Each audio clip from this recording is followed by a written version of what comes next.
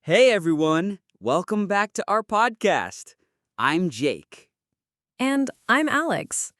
Today, we have a really important topic for English learners: why you shouldn't be afraid of making mistakes.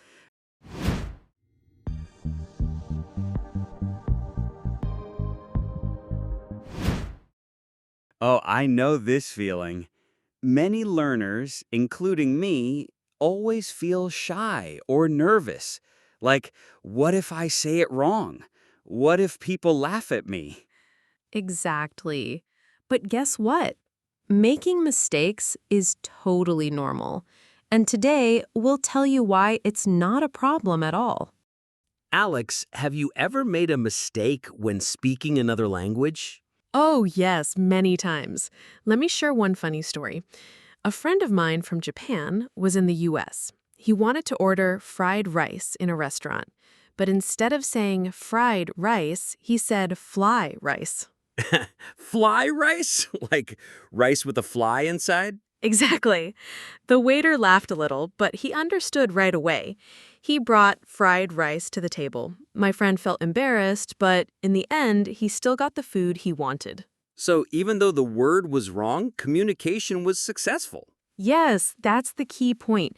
People care more about understanding your meaning, not about your perfect grammar or pronunciation. But Alex, why do you say mistakes are important? Because mistakes are part of the learning process. Think about babies.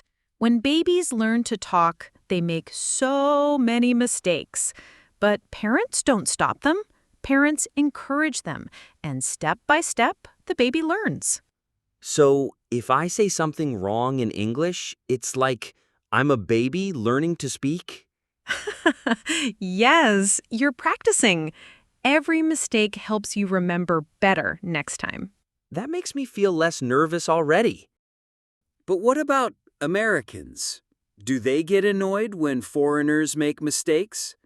Not at all. In fact, Americans are usually impressed when someone tries to speak English, even if it's not perfect. Really? Yes. For example, in the US, you can meet people from all over the world. Mexico, China, India, Germany. Everyone has an accent. Everyone makes small mistakes, but people still live, work, and communicate together. So accents and mistakes are normal. Exactly. Having an accent just shows your background. It's part of who you are. Americans are used to it, and they usually don't care. That's good to hear.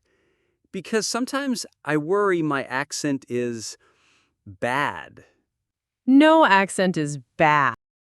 It just tells your story. So, Alex, what can learners do when they feel afraid to speak? Good question. Here are 3 tips. Focus on the message, not perfection. Remember, communication is the goal. Laugh at your mistakes. If you say fly rice, just smile. People will usually smile with you. And practice more. The more you speak, the less scary it feels. That's practical. I like number 2. Laugh at your mistakes. Yes, language learning should be fun. If you can enjoy it, you'll improve faster. Okay, let's review today's takeaway phrases for our listeners. Sure. Repeat after us. It's okay to make mistakes. Communication is more important than perfection. My accent is part of my story. Awesome.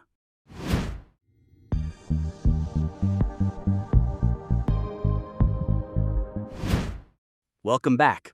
We talked about why you shouldn't be afraid of making mistakes. That was really fun, right, Alex? Yeah, it was.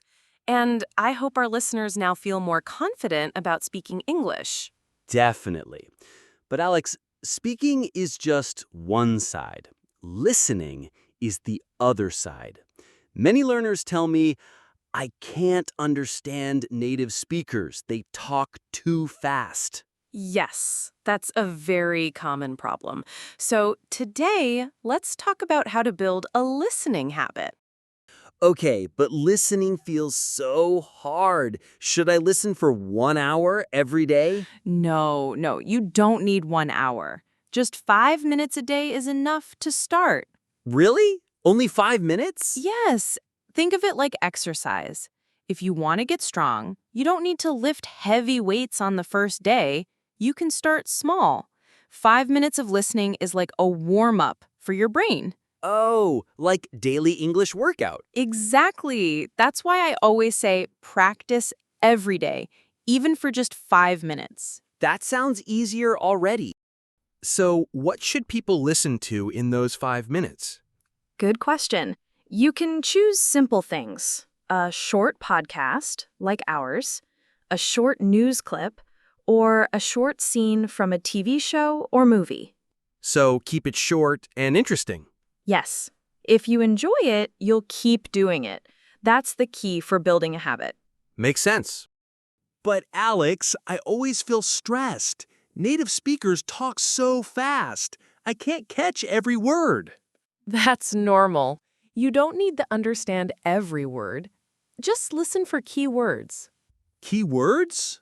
Yes. For example, if you hear coffee, today, meeting, you can guess maybe someone is talking about having coffee before a meeting today. Ah, so even if I miss half of the words, I can still understand the big picture. Exactly. That's why I say listen for key words. That feels less scary. Do you have any other tips to make listening practice fun? Sure. Here are 3 ideas. 1. Choose topics you like. If you love sports, listen to sports news. 2. Watch the same TV scene many times. Each time, you'll catch more. 3. Don't forget music. Songs are also English practice. I like that. So, learning English can be like watching Netflix or listening to music. Yes, it doesn't have to be boring. All right, Alex, let's review today's key ideas. Okay. Number 1, listen every day, even for 5 minutes. Number 2, choose short and fun content. Number 3, don't try to understand everything. Just listen for key words. Perfect. And here are our takeaway phrases. Repeat after us. Listen for key words. Practice every day, even for just 5 minutes. Great job, everyone.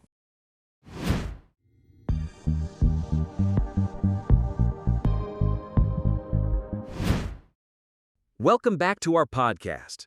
We talked about how to build a listening habit. Yes, and I hope our listeners are now practicing 5 minutes of listening every day. I tried it, Alex. I listened to a short news clip. I didn't understand everything, but I caught some key words like school, today, and students. It felt good. That's perfect. Remember, it's not about understanding every single word, but catching the main idea. Right. But speaking of words, today I want to ask you about vocabulary. I always forget the words I study. It's so frustrating. Ah, yes. Many learners have the same problem. So, today our topic is how to remember vocabulary better.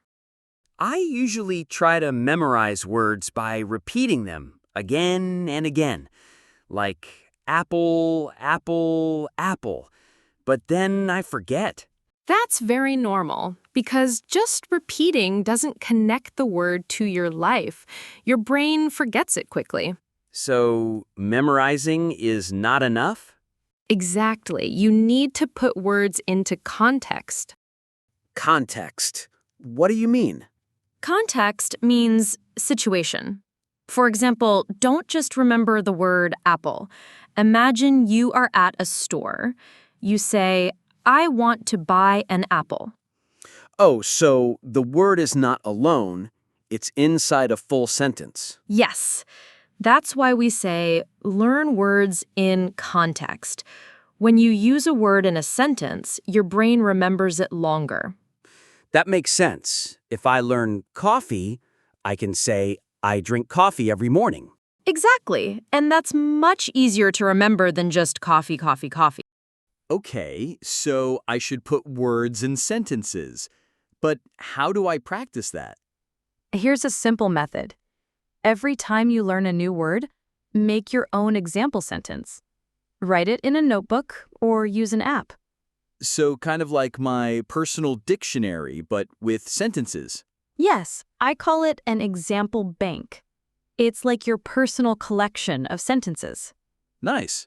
So if I learn the word library, I can write, I study at the library on weekends. Perfect. That's your own sentence, so your brain connects it to your life. That's why you'll remember it better. Cool. I like that idea. Do you have any more tips, Alex? Yes. 2 quick ones. 1. Review your example sentences often. 2. Try to say them aloud, not only write. Speaking helps memory. So, writing plus speaking together equals stronger memory. Exactly. Okay, let's review main ideas. Sure. Number 1, don't just memorize words. Number 2, learn words in context. Number 3, make your own example sentences. Great. And here are our takeaway phrases. Repeat after us. Learn words in context. Make your own example sentences. Excellent job, everyone.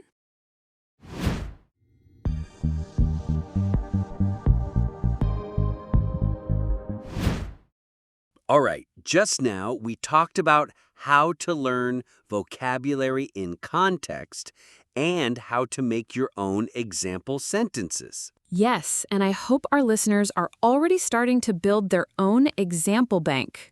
I actually tried it during the break. I made a sentence with pizza. I want to order a pizza tonight. Perfect. That's exactly how it works. Now, let's continue. Sure. Alex, I heard many teachers say, don't only memorize words, watch American TV shows instead. Why is that better? Great question. Let's talk about why watching American TV shows can help your English more than just memorizing vocabulary. So, TV shows can really teach English? Yes. Think about it. When you memorize a word list, it's very dry, very boring. But when you watch a show, you hear real conversations. Like when characters talk to each other in daily life. Exactly. For example, in Friends, they say things like, "Do you want to grab some coffee?" That's how real people talk. Oh, so it's not just textbook English, but everyday English. Yes. That's why we say TV shows teach real conversations. But isn't it hard to understand? Sometimes they speak so fast. That's true. But when you watch, you also see the situation, the culture, and the body language. These help you guess the meaning. Ah, like if two characters are at a diner and one says, the usual, I can guess it means the same food as always. Perfect example.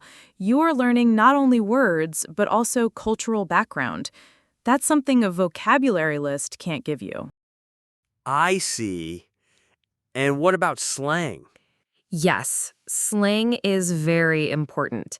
In shows like The Office, people use casual phrases that you never find in textbooks. Like what?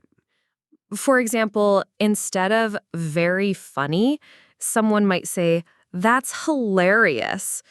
Or instead of how are you, they might say, what's up? Oh, that's what I often hear in movies, but never learned in class. Exactly. And not only slang, intonation, the way people raise and lower their voices, is also important. TV shows give you that natural rhythm. So, slang and intonation are important too. Yes, good job repeating it. So, if I want to try this, what kind of shows should I start with? I recommend sitcoms, situation comedies like Friends or The Office. Why? Because they have lots of everyday conversations, and the episodes are short. Right, not too long, and also funny. That makes it easier to keep watching. Exactly. Okay, let's review points. Number 1, TV shows teach real conversations. Number 2, they give you culture and context. Number 3, they show slang and intonation. And the best shows to start with are sitcoms like Friends or The Office. Perfect. Now repeat our key phrases with us. TV shows teach real conversations. Slang and intonation are important too. Awesome.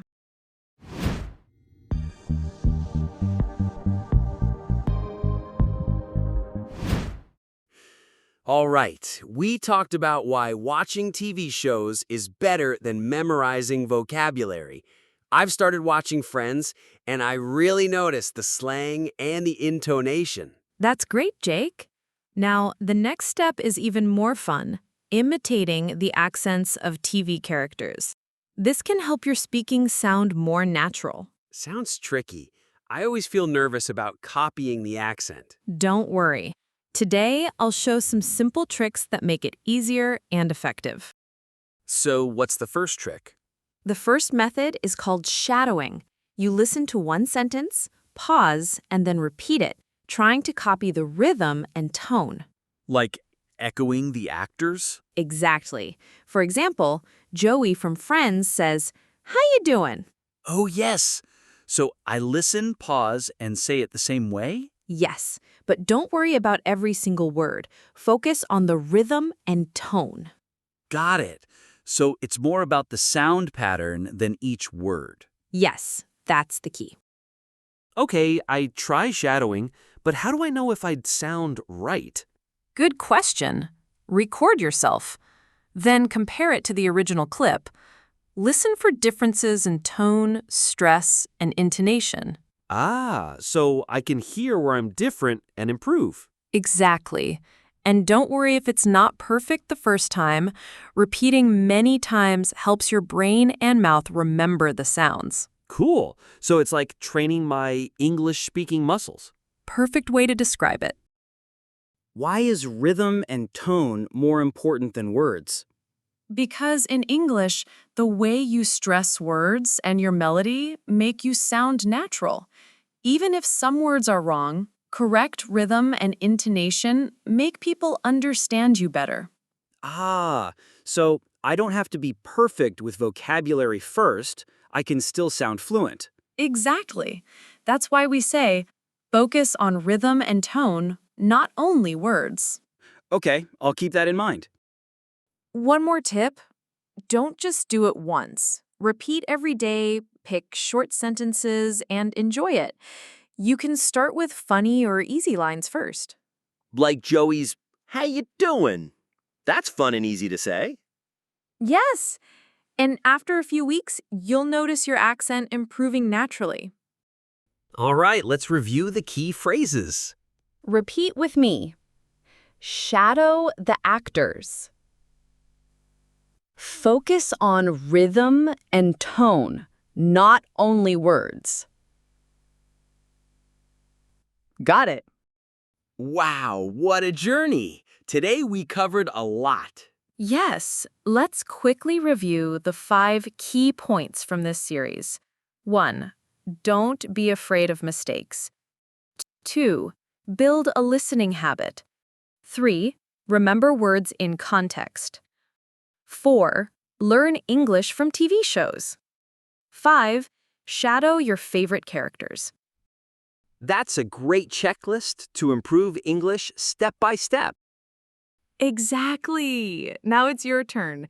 Try one of these tips today. For example, watch a short TV clip and repeat one line. Yes, and let us know, which line did you practice? Would love to hear about your progress. That's it for today. Keep practicing. And remember, English is a journey, not a race. See you next time.